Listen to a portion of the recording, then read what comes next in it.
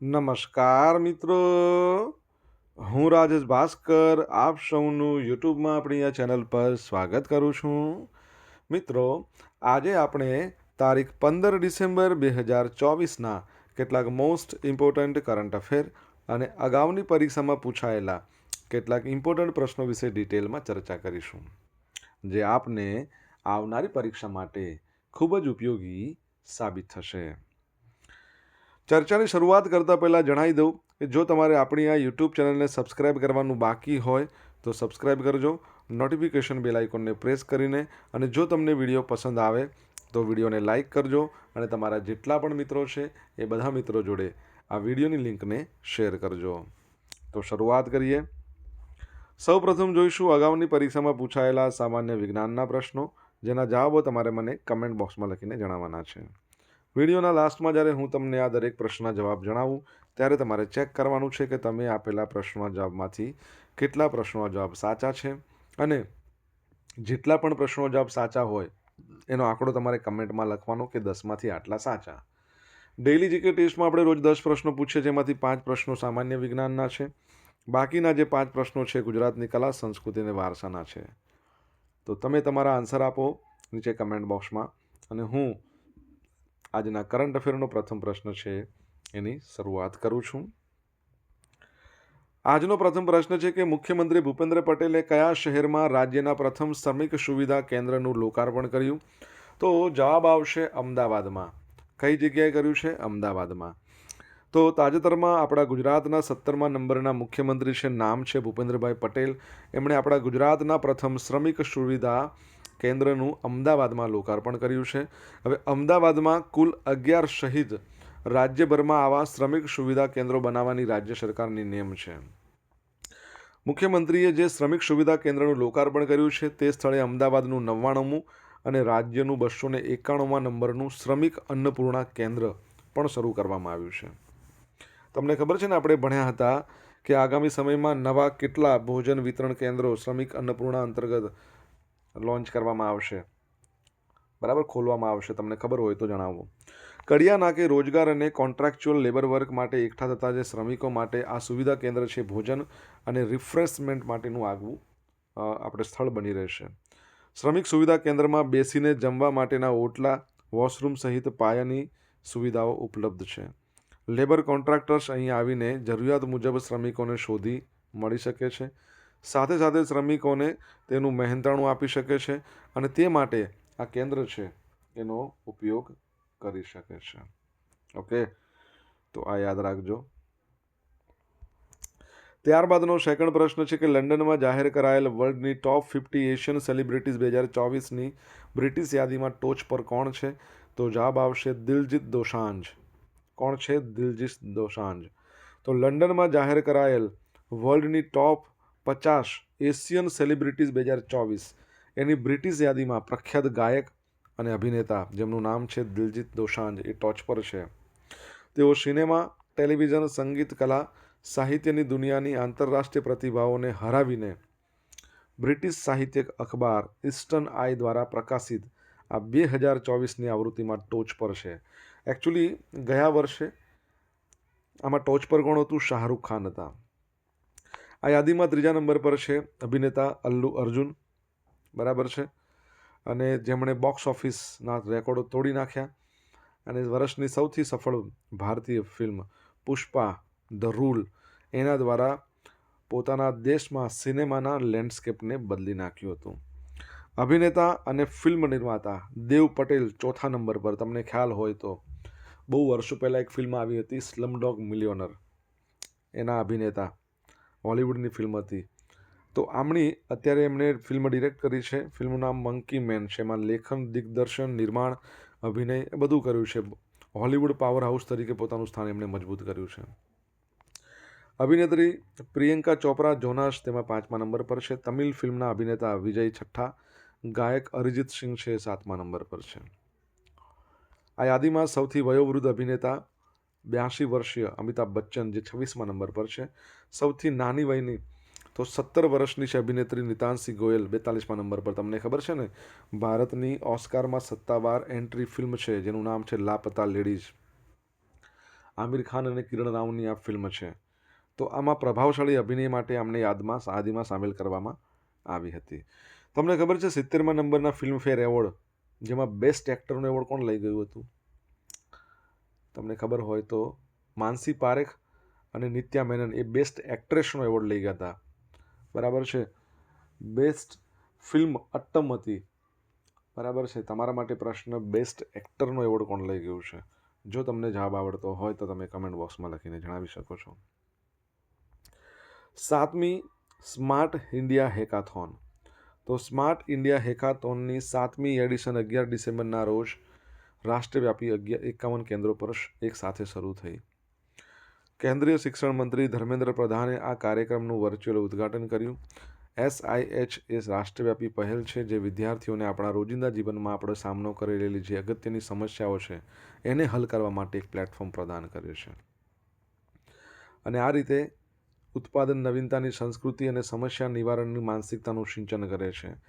SIH 2024 માટે 54 મંત્રાલયો, વિભાગો, રાજ્ય સરકારો, પબ્લિક સેક્ટર યુનિટ્સ, ઉદ્યોગો એના દ્વારા 250થી વધુ સમસ્યા નિવેદનો રજૂ કરવામાં આવ્યા છે.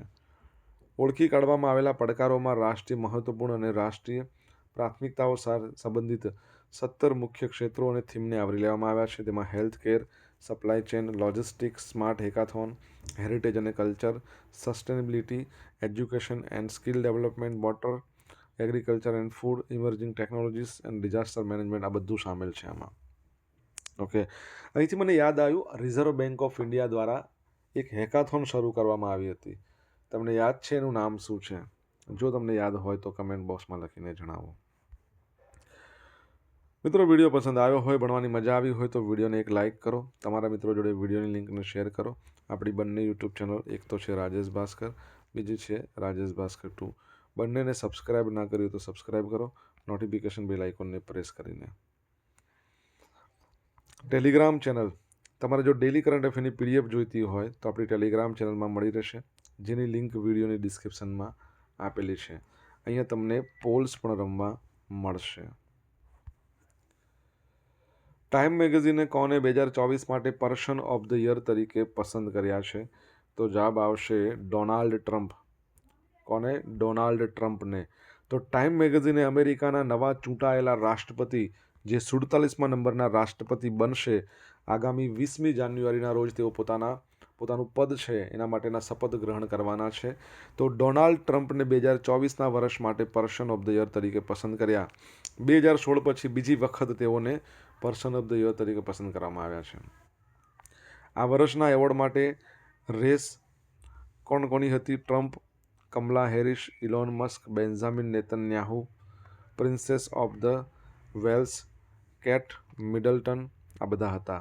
ચાર્લ્સ લિન્ડબર્ગ 25 વર્ષની ઉંમરે 1927માં પ્રથમ વખત Time Person of the Year, એ વખતે મેન ઓફ ધ યર કહેતા હતા. તમને ખબર છે આપણા ભારતમાંથી એકમાત્ર વ્યક્તિ હતા ફક્ત 1930માં જેઓને મેન ઓફ ધ યર અથવા તો પર્સન ઓફ ધ યર ઘોષિત કર્યા હતા, એ હતા ગાંધી બાપુ. તમારા માટે પ્રશ્ન, આ 2024ના છે ને, 2023માં પર્સન ઓફ ધ યર તરીકે કોને ઘોષિત કરવામાં આવ્યા છે તમારે જણાવવાનું છે. હવે આજે ચાર્લ્સ લિન્ડબર્ગન છે, એમણે એકલા પ્લેન ઉડાડીને એટલાન્ટિક મહાસાગર પાર કર્યો હતો. પૂર્વ US રાષ્ટ્રપતિ ફ્રેન્કલિન ડી રૂઝવેલ્ટ 1932, 34 અને 1941માં 3 વખત પર્સન ઓફ ધ યર તરીકે એમને પસંદ કરવામાં આવ્યા હતા. યાદ રાખજો. હાલમાં રાજ્યસભાના સભાપતિ કોણ છે? તો શ્રી જગદીપ ધનખડ છે. શા માટે આપણે આપણી ચર્ચા કરીએ છીએ? તો તાજેતરમાં જે વિપક્ષ છે એને રાજ્યસભાના સભાપતિ જગદીપ ધનખડ વિરુદ્ધ અવિશ્વાસનો પ્રસ્તાવ રજૂ કર્યો છે. વિપક્ષે એવો દાવો કર્યો કે સંસદની કાર્યવાહી દરમિયાન તેઓ સત્તા પક્ષનો પક્ષ લે છે અને પક્ષપાત કરે છે. રાજ્યસભામાં જગદીપ ધનખડ વિરુદ્ધ આ પહેલો અવિશ્વાસ પ્રસ્તાવ રજૂ કરવામાં આવ્યો છે. આ પ્રસ્તાવને રજૂ કરવા માટે વિપક્ષને 50 સાંસદોના હસ્તાક્ષરની જરૂર હોય છે. વિપક્ષી નેતાઓને 50થી વધુ વિપક્ષના નેતાઓના હસ્તાક્ષર એકત્ર કરી લીધા છે. દેશના ઇતિહાસમાં પ્રથમ વખત રાજ્યસભાના ચેરમેન વિરુદ્ધ કોઈ પક્ષ દ્વારા અવિશ્વાસનો પ્રસ્તાવ રજૂ કરવામાં આવ્યો છે. કોંગ્રેસ, તૃણમૂલ કોંગ્રેસ, આમ આદમી પાર્ટી, સમાજવાદી પાર્ટીના સાંસદોએ બંધારણના આર્ટિકલ 67B હેઠળ અવિશ્વાસનો પ્રસ્તાવ રજૂ કર્યો છે. શ્રી જગદીપ ધનખડની વાત કરીએ તો તેઓ રાજસ્થાનના ઝુંઝુણુથી બિલોંગ કરે છે. તમારા માટે પ્રશ્ન કેટલામાં નંબરના છે? અને આપણા રાષ્ટ્રપતિ વિરુદ્ધ જો મહાભિયોગની પ્રક્રિયા કરવામાં આવે એ ભારતના બંધારણના અનુચ્છેદ 61માં દર્શાવેલી છે, એ પણ યાદ રાખજો. ફિફા 2034ના પુરુષોના ફૂટબોલ વર્લ્ડ કપની યજમાની સાઉદી અરેબિયા કરશે. બરાબર. તો federation of international football association છે એને 2034ના વર્લ્ડ કપની યજમાની કરવાની જાહેરાત કરી દીધી છે. આગામી ફૂટબોલ વર્લ્ડ કપ 2 વર્ષ બાદ 2026માં રમાવાનો છે. 2026માં ફૂટબોલ વર્લ્ડ કપનું આયોજન અમેરિકા, કેનેડા, મેક્સિકો દ્વારા સંયુક્ત રીતે કરવામાં આવ્યું છે. 2030 વર્લ્ડ કપની યજમાની સંયુક્ત રીતે સ્પેન, પોર્ટુગલ અને મોરોક્કોને. બરાબર, યાદ રાખજો. 2026ની અંદર અમેરિકા, કેનેડા, મેક્સિકો. 30ની અંદર સ્પેન, પોર્ટુગલ અને મોરોક્કો. બરાબર છે. અને ફિફાને 2026 સુધી સાઉદી અરામકો સ્પોન્સર કરવાનું છે. સાઉદી અરેબિયાની વાત કરીએ, કેપિટલ રિયાદ છે. એના જે રાજા કહીએ કિંગ સલમાન, મોહમ્મદ બિન સલમાન છે. તમારે માટે પ્રશ્ન કે એની કરન્સી શું છે? કમેન્ટ બોક્સમાં લખો જો આવડતું હોય તો.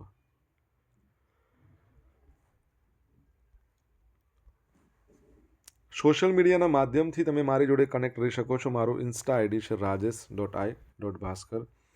મારું ફેસબુક આઈડી છે RI ભાસ્કર. અને આપણી ટેલિગ્રામ ચેનલ છે રાજેશ ભાસ્કર, જ્યાં તમને ડેલી કરંટ અફેરની PDF મળશે અને પોલ્સ રમવા મળશે. જો તમને ભણવાની મજા આવી હોય તો વિડીયોને લાઇક કરો, તમારા મિત્રો જોડે વિડીયોની લિંકને શેર કરો. ચેનલ સબસ્ક્રાઈબ કરવાનું બાકી તો સબસ્ક્રાઈબ કરો, નોટિફિકેશન બેલ આઇકોનને પ્રેસ કરીને. મહિલા ક્રિકેટમાં 1 વર્ષમાં સૌથી વધુ સદી ફટકારનારી ખેલાડી કોણ બની છે? તો જવાબ આવશે સ્મૃતિ મંધાના. કોણ છે? સ્મૃતિ મંધાના. તો મહિલા ક્રિકેટમાં 1 વર્ષમાં સૌથી વધુ સદી ફટકારી છે. કેટલી ફટકારી છે? 4 સદી. હવે ઓસ્ટ્રેલિયાના પર્થમાં રમાઈ હતી 3 મેચોની વન ડે સિરીઝ. એમાં છેલ્લી મેચમાં એમણે સદી ફટકારી. આ વર્ષની એમની આ 4થી સદી છે. મહિલા ODI ક્રિકેટમાં 7 ખેલાડીઓને 1 વર્ષમાં 3 સદી ફટકારવાની સિદ્ધિ છે, પરંતુ 4 સદી તો એકલા આમણે જ માર્યા છે. આ ઇનિંગ સાથે સ્મૃતિ મંધાને પોતાની ODI કેરિયરમાં 9 સદી પૂરી કરી છે. તે ભારત માટે ODIમાં સૌથી વધુ સદી ફટકારનાર બેટ્સમેન બની ગયા. અમને બેટ્સમેન ના કહેવાય, અમને બેટર કહેવાય. સાથે તે મહિલા વન ડે ક્રિકેટના ઇતિહાસમાં સૌથી વધુ સદી ફટકારવાના મામલે 4થા નંબર પર આવી ગયા છે. તો પહેલા નંબર પર ઓસ્ટ્રેલિયાના કોણ છે? મેગ લેનિંગ. 15 સદીઓ છે એમની. સદીઓની વાત કરીએ તો સદીઓની સદી ફટકારનાર વિશ્વનો એકમાત્ર બેટ્સમેન છે જેમનું નામ છે સચિન તેંડુલકર. સચિન રમેશ તેંડુલકર આખું નામ છે એમનું. એમણે ટોટલ 100 સદીઓ મારી છે. ટેસ્ટ છે એ ટેસ્ટની અંદર એમણે કેટલી? 51 સદી. અને વન ડે ઇન્ટરનેશનલમાં 49 સદી. બરાબર. તો એ બાબત પણ તમે યાદ રાખજો. તમારા માટે પ્રશ્ન, ODIમાં સૌથી વધારે આમને તો 49 સદી મારી છે, 50 સદીઓ મારનાર કોણ છે? નડિયાદ ખાતે રાજ્ય કક્ષાની ટેકવોન્ડો સ્પર્ધા યોજાઈ ગઈ. સ્પોર્ટ્સ ઓથોરિટી ઓફ ગુજરાત એના દ્વારા આયોજિત રાજ્ય કક્ષાની શાળાકીય અંડર 14, 17, 19 ટેકવોન્ડો સ્પર્ધા જિલ્લા રમત પ્રશિક્ષણ કેન્દ્ર નડિયાદ ખાતે 26 ઓક્ટોબરથી 28 ઓક્ટોબર દરમિયાન 68મી અખિલ ભારતીય શાળાકીય રમતોની સ્પર્ધા એટલે કે રાજ્ય કક્ષાની ટેકવોન્ડો સ્પર્ધા યોજાઈ હતી. આ સ્પર્ધામાં નર્મદા જિલ્લાના children's home for boys Rajpipla સંસ્થાના 9 વિદ્યાર્થીઓએ ટેકવોન્ડો સ્પર્ધામાં ઉત્કૃષ્ટ દેખાવ કર્યો હતો. નડિયાદની વાત કરીએ તો તમને ખબર હોય તો સરદાર પટેલનો જન્મ નડિયાદમાં, ઇન્દુલાલ યાજ્ઞિકનો જન્મ નડિયાદમાં, ગોવર્ધન રામ ત્રિપાઠીનો જન્મ નડિયાદમાં. નડિયાદને તમને ખબર છે સાક્ષર નગરી કહેવાય છે અને હવે તો મહાનગરપાલિકા પણ બનવાનું છે. તમારા માટે પ્રશ્ન, નડિયાદની અંદર આપણે આ વર્ષે 2024માં એક રાજ્ય કક્ષાની ઉજવણી કરી હતી. કયો રાજ્ય કક્ષાનો દિવસ હતો? તમારા માટે ઓપ્શન છે કે એક તો છે પ્રજાસત્તાક દિવસ, સ્વતંત્રતા દિવસ, આંતરરાષ્ટ્રીય યોગ દિવસ કે ગુજરાત રાજ્ય સ્થાપના દિવસ. જવાબ આવડે તો કમેન્ટ બોક્સમાં લખો. હવે મિત્રો જોઈશું અગાઉની પરીક્ષામાં પૂછાયેલા સામાન્ય વિજ્ઞાનના પ્રશ્નો. પહેલો પ્રશ્ન, પેન્સિલમાં શું વપરાય છે? તો ગ્રેફાઇટ. અને ગ્રેફાઇટ કહો કે હીરો કહો કે કોલસો, આ બધું કાર્બનનું સ્વરૂપ છે. કઈ ધાતુ સામાન્ય અવસ્થામાં પ્રવાહી રૂપે હોય છે? તો પારો. લાફિંગ ગેસ એટલે શું? તો નાઇટ્રસ ઓક્સાઇડ અને લાફિંગ ગેસ. એ તમે સૂંઘો એટલે નકરું હસ જ કરો. પૃથ્વી પરનો સૌથી સખત પદાર્થ કયો? તો હીરો સૌથી સખત છે, એનાથી સખત કશું નથી. કયા બ્લડ ગ્રુપવાળા વ્યક્તિને સાર્વજનિક દાતા કહેવાય? તો આપણે યાદ રાખજો, ઓલને આપણું બ્લડ ચડે, ઓલને આપણું બ્લડ ચડે તો ઓલનો ઓ, અને તમે બીજા કોઈને બ્લડ આપો એટલે તમારામાં માઇનસ થાય. જવાબ છે ઓ નેગેટિવ. અને કોઈ કે સર્વગ્રાહી, તો આપણને બધાનું એ બી, આપણને બધાનું બ્લડ ચડે એટલે પોઝિટિવ, એ બી પોઝિટિવ. હવે જોઈશું આગામી પરીક્ષામાં પૂછાયેલા ગુજરાતની કલા સંસ્કૃતિ વારસાના પ્રશ્નો. પહેલો પ્રશ્ન, માતાનું મઢ તીર્થ સ્થાન ક્યાં આવેલું છે? કચ્છમાં. ગોંડલના મહારાજા ભગવતસિંહે તૈયાર કરાવેલો 9 ખંડનો વિશાળ શબ્દકોશ ભગવત ગોમંડળ કયા વિદ્વાને તૈયાર કર્યો હતો? તો શ્રી ચંદુલાલ બેચરભાઈ પટેલ.